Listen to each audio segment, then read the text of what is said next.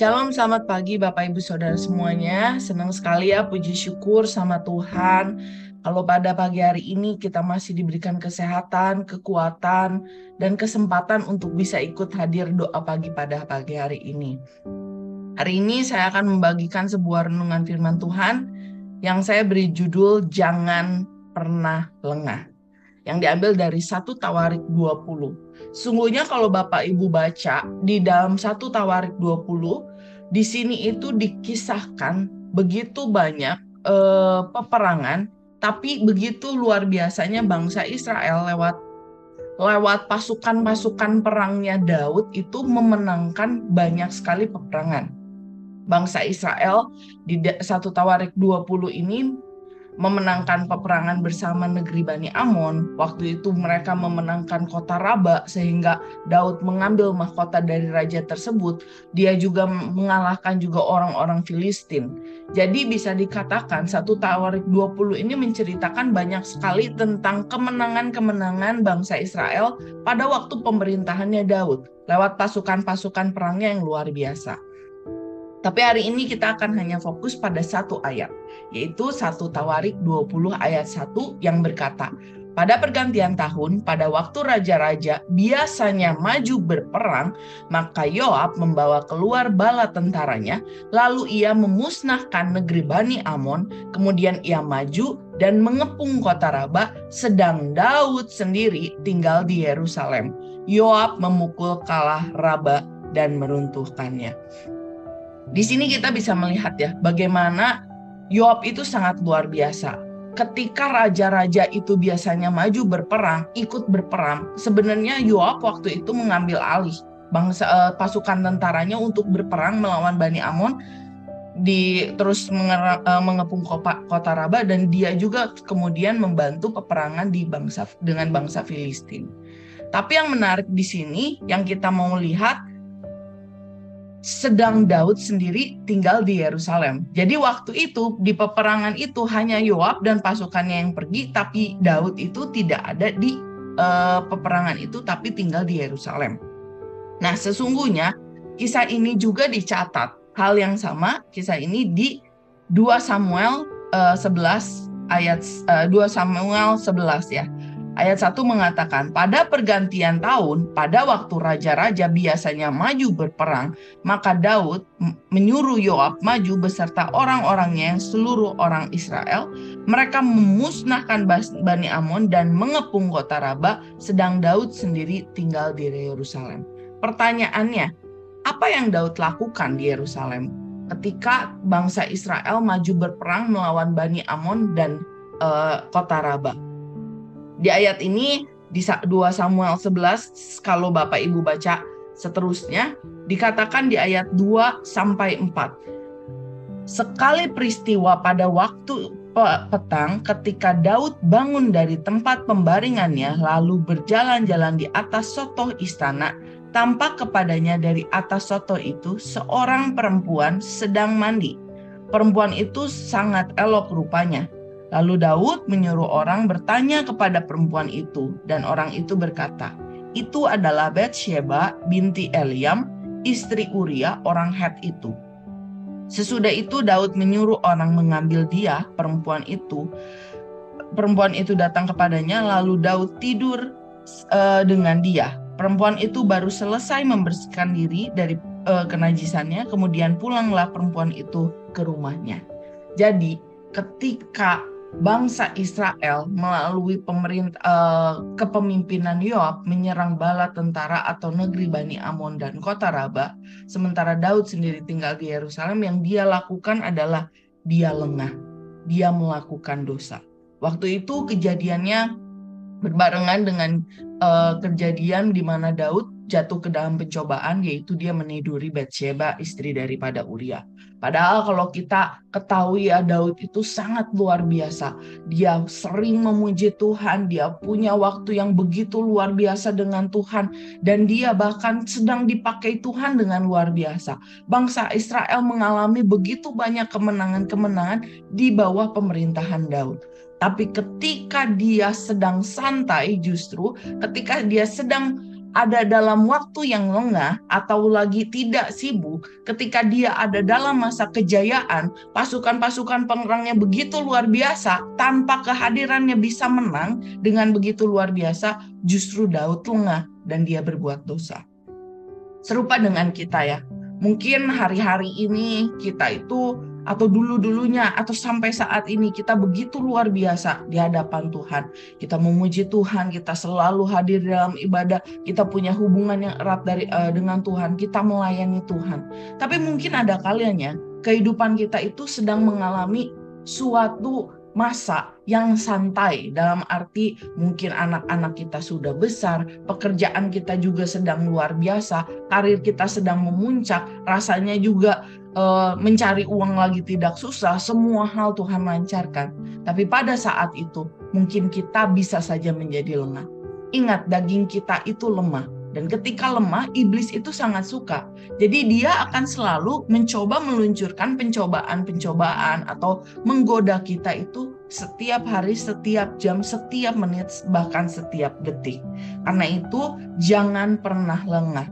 Jangan pernah lengah seperti Daud yang waktu itu lengah pada saat dia mengalami masa santai atau kejayaan. Tapi dari sini kita akan belajar dari Daud setidaknya ada 3 area yang harus selalu kita waspadai. Yang pertama dikatakan di 2 Samuel mau tanya kalau slide saya jalan ya? Apa Ibu? Slide saya sudah jalan ya? Oke. Yang pertama, area yang pertama yang perlu kita waspadai adalah jaga mata. 2 Samuel 11 ayat 2 mengatakan, sekali peristiwa pada waktu petang ketika Daud bangun dari tempat pembaringannya lalu berjalan-jalan di atas soto istana, tampak padanya dari atas soto itu seorang perempuan yang sedang mandi. Perempuan itu sangat elok rupanya. Seringkali dosa itu berawal dari panca indera kita, dari mata kita. Dari mata, sebenarnya mata itu baik ya. Mata itu kita gunakan untuk melihat sesuatu yang baik, melihat apapun itu, melihat orang lain dan lain-lain. Tapi kemungkinan bisa saja dari mata, dari panca indera kita bisa melihat kemudian timbul iri hati.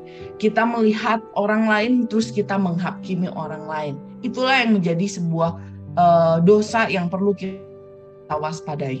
Mungkin hal lain ya, bukan hanya jaga mata, tapi telinga kita juga. Telinga untuk mendengar baik, tapi ketika telinga itu dikonvert untuk mendengar dan menjadi kita iri hati, itulah yang harus kita waspadai. Firman Tuhan dalam Matius 6 ayat 22-23a mengatakan, mata adalah pelita tubuh. Jika matamu baik, teranglah seluruh tubuhmu. Jika matamu jahat, gelaplah seluruh tubuhmu. Bapak Ibu Saudara sekalian, mata itu kecil-kecil cabai rawit ya. Mata ini kalau seandainya kita waspadai dengan baik, justru seluruh tubuh kita itu akan terang. Tapi kalau mata ini dari yang kecil ini menjadi jahat, melihat yang jahat, kita membiarkan orang lain itu atau iblis itu menggunakan mata kita untuk sesuatu hal yang jahat, maka seluruh tubuh kita itu menjadi jahat. Karena itu hari ini kita akan diingatkan dari kisah Daud yang jatuh dalam pencobaan ketika dia mau mengingini Batsyeba. Mari kita sama-sama menjaga mata kita, menjaga panca indera kita, supaya jangan kita berbuat dosa. Area kedua yang harus kita waspadai, yang kita pelajari dari Daud adalah jaga pikiran atau hati kita. Di ayat 3 dikatakan, lalu Daud menyuruh orang bertanya tentang perempuan itu dan berkata, itu adalah Batsyeba binti Eliam, istri Uria orang Het itu. Pertama, mata Daud itu melihat Batsyeba yang sedang mandi. Sebenarnya, kalau seandainya dia lagi mandi, ya udah, biarin aja. Itu tuh tidak menjadi dosa karena memang kita melihat. Tapi hati dan pikiran kita akan ketika Daud itu melihat Batsyeba, kemudian dia punya perasaan ingin wanita tersebut, ingin Batsyeba, ingin tahu lebih dalam tentang wanita tersebut, padahal tahu itu adalah istri Uria, sehingga dia mulai bertanya-tanya tentang perempuan itu. Dia tanya, itu siapa ya, ke orang atau pesuruhnya. Terus dibilang itu adalah Batsheba binti Eliam, istri Uria orang Het itu. Sebenarnya orang yang ditanyain itu udah mememphasize atau menekankan itu adalah istri orang. Tapi ketika Daud melihat hal yang bagus, yang elok, kemudian dia mengingini, itulah yang menjadi dosanya Daud. Mata itu baik, tapi bermasalah jika menimbulkan iri hati. Kita mungkin seringkali melihat orang lain ya di sosial media. Nggak apa-apa lihat, tapi ketika kita melihat, kemudian timbul iri hati, kedengkian dalam hati kita, itulah yang harus kita waspadi. Itulah yang menjadi suatu dosa bagi hidup kita. Jangan sampai kita melihat orang lain, kemudian baru aja melihat, terus kita julidin orang lain, menghakimi, atau mengingini barang orang lain yang digunakan itu. Waspadailah, jaga hati dan pikiran kita. Jangan salahkan panca indera kita, karena panca indera kita tidak salah. Tapi kemudian respon kita, respon hati dan pikiran kita lain bisa menjadi salah. Kita bisa melihat apapun juga, dan kita berkuasa atas tubuh kita. Kita bisa memfilter apa yang bisa kita lihat atau apa yang mau kita lihat dan tidak mau kita lihat. Firman Tuhan dalam Amsal 4 ayat 23 mengatakan, jagalah hatimu dengan segala kewaspadaan, karena dari situlah terpancar kehidupan. Bapak Ibu Saudara sekalian, kalau Bapak Ibu sering mendengarkan musik-musik zaman sekarang ya, ada sebuah lagu namanya itu dari seorang penyanyi namanya Jas. Kalimatnya itu, dari mata buatku jatuh, jatuh terus, jatuh ke hati. Nah, itu sebenarnya serupa ya. Ketika kita mau melakukan dosa, sebenarnya mungkin awalnya dari mata, jatuh terus, jatuh ke hati. Nah, inilah yang menjadi berbahaya ketika hal itu menimbulkan sesuatu yang negatif. Karena itu, selain kita harus menjaga mata kita, panca indera kita, ingat, kita bisa menjaga hati, pikiran kita. Dan area ketiga yang kita bisa belajar dari Daud adalah jaga perbuatan. Ayat 4 mengatakan, sesudah itu Daud menyuruh orang mengambil dia. Perempuan itu datang kepadanya lalu tidur dengan dia. Perempuan itu baru selesai membersihkan diri dari kenajisannya, kemudian pulanglah perempuan itu ke rumahnya. Dosa Daud itu sebenarnya telah berdosa ketika dia sudah mengingini istri Uria. Karena pesuruhnya atau pengawalnya udah bilang itu Batsheba, istrinya Uria. Tapi dia masih pengen Batsheba itu untuk dia tidurin. Dan kemudian dia melanjutkan dengan dosa perbuatan. Ketika hal ini tidak baik itu mulai terbersit dalam hati dan pikiran kita, jangan sampai kita mengambil atau memberi makan atau menuruti hal tersebut. Wah, ketika kita sudah iri hati, jangan sampai kita itu menuruti keinginan daging kita dan terus melakukan dosa lagi menjadi dosa perbuatan. Ingat, ketika ada hal terbersit yang jahat, mungkin dalam hati kita, dalam pikiran kita, langsung segera minta ampun. Tuhan, ampuni saya, karena mungkin saya sudah mengingini hak punyanya orang lain. Karena mungkin saya sudah menimbulkan iri hati. Karena mungkin saya sudah menghakimi orang lain. Ampun Tuhan, jangan dilanjutkan lagi. Kenapa? Karena dosa itu sejatinya itu mirip dosa bola salju ya. Kalau kita gelindingkan atau dituruti terus-menerus, dosa itu semakin berkaitan dan akan semakin berkembang menjadi sesuatu hal yang lebih besar lagi. Dosa yang satu ditutupin lagi dosa jadi 2, jadi 3, jadi 4, jadi banyak. Karena itu ketika kita sudah menjaga mata kita, ketika sudah menjaga hati dan pikiran kita, terus menjaga sampai perbuatan kita. Jangan sampai kita jatuh seperti Daud ya. Diawali dari mata, kemudian mata dia turutin, dia menjadi keinginan. Kemudian dia udah ingin, dia tanya ini siapa? Dia tahu sebenarnya ini istrinya Uria, tapi dia nggak peduli. Dia tetap turutin keinginan dagingnya itu. Kemudian dia meniduri Batsheba. Matius 26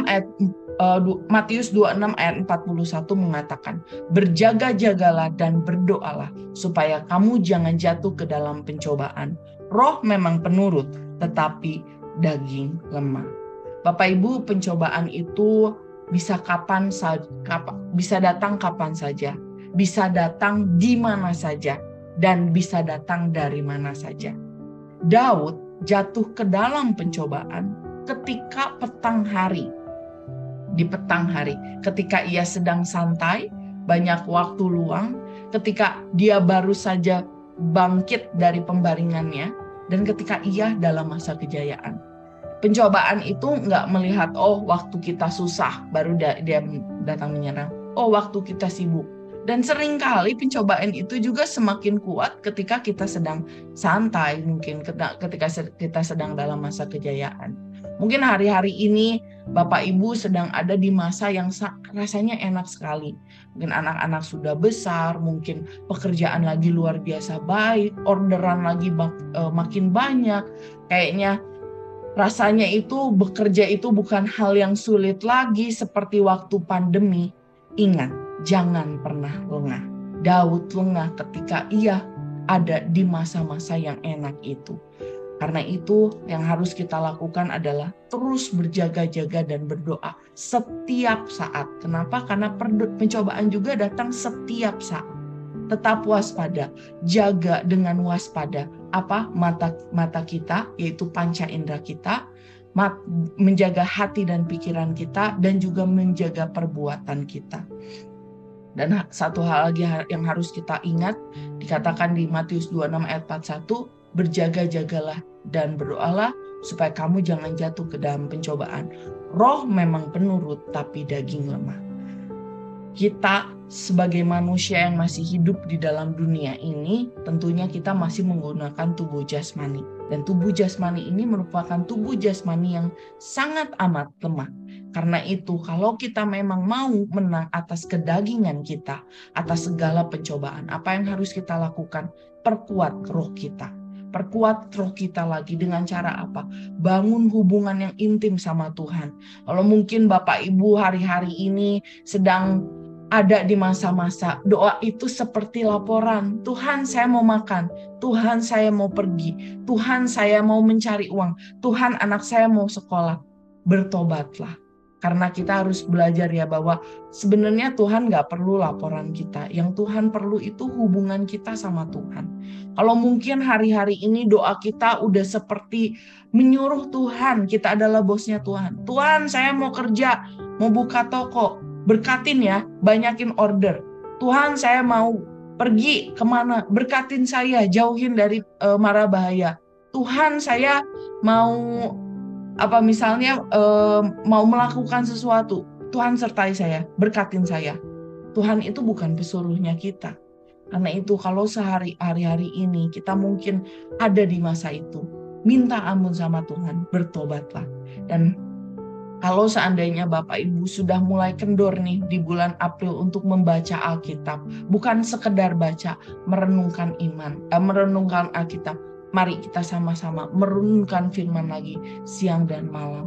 Perkuatlah roh kita supaya kita bisa menang atas kedagingan kita. Amin. Bapak, terima kasih Tuhan untuk pagi hari ini Engkau mengingatkan kami lewat Daud ya Tuhan. Di mana ya Tuhan pencobaan itu bisa datang kapan aja ya Tuhan. Dan dari mana aja dan bagaimanapun caranya. Tuhan, kami anak-anak-Mu yang membutuhkan Engkau. Kau yang kiranya ya Tuhan, kuatkanlah roh kami ya Tuhan. Mampukanlah kami untuk mengambil komitmen, untuk terus kami melekat di hadapan-Mu ya Bapa. Tuhan, biarlah kami bisa selalu menjaga mata kami, panca indera kami dengan segala kewaspadaan. Biarlah kami selalu menjaga hati kami, pikiran kami dengan segala kewaspadaan. Dan biarlah kami selalu bisa menjaga perbuatan kami dengan segala kewaspadaan. Tuhan, mampukan kami ya Tuhan. Kami nggak mau ya Tuhan di waktu-waktu kami sedikit pun lengah dan memberikan celah untuk iblis, untuk pencobaan datang melemahkan daging kami. Terima kasih Tuhan Yesus, Engkau sangat baik mengingatkan kami semua hari ini ya Tuhan. Dan biarlah setiap firman yang ditabur bisa menjadi rema bagi kita semua. Terima kasih Tuhan Yesus. Kami berdoa mengucap syukur. Haleluya. Amin.